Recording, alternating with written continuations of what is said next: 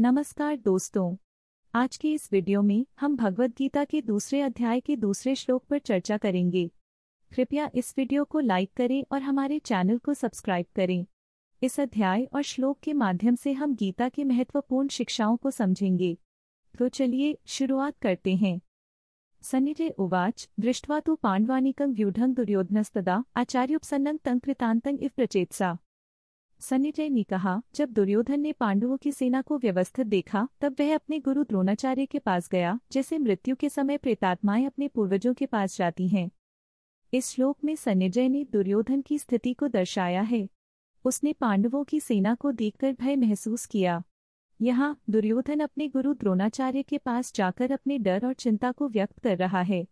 यह स्थिति हमें सिखाती है कि जब हम किसी चुनौती का सामना करते हैं तो हमें अपने भीतर की ताकत को पहचानना चाहिए और सही मार्गदर्शन की आवश्यकता होती है।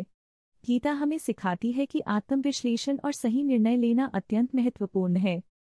एक बार की बात है, एक छोटे से गांव में एक युवा किसान रामू अपने परिवार के साथ रहता था। वह अपने खेतों में काम करता और बहुत मेहनत से फसल उगाता था। एक दिन गांव में एक भयंकर तूफान आया। रामू ने अपने खेतों की ओर देखा और उसका दिल धड़कने लगा। उसने सोचा, अगर यह तूफान मेरे फसलों को नष्ट कर दिया तो मैं और मेरा परिवार कैसे जिएंगे। उसकी पत्नी सीता ने कहा, रामू, हमें हिम्मत नहीं हारनी चाहिए। भगवान ने हमें कठिनाइयों का सामना करने की शक्ति दी है। रामू ने कुछ देर सोचा और कहा, तूफान तो आएंगे, लेकिन हमें अपने खेतों की रक्षा करनी होगी।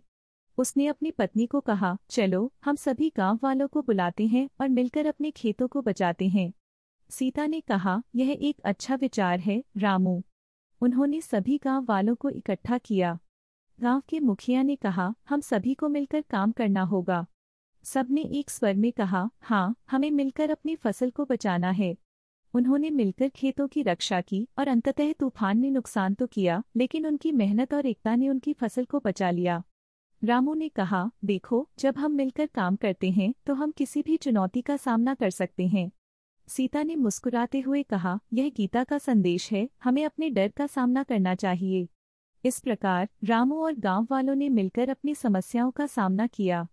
तो दोस्तों, इस कहानी से हमें यह सीखने को मिलता है कि एकता में शक्ति है और हमें हर चुनौती का सामना करना चाहिए।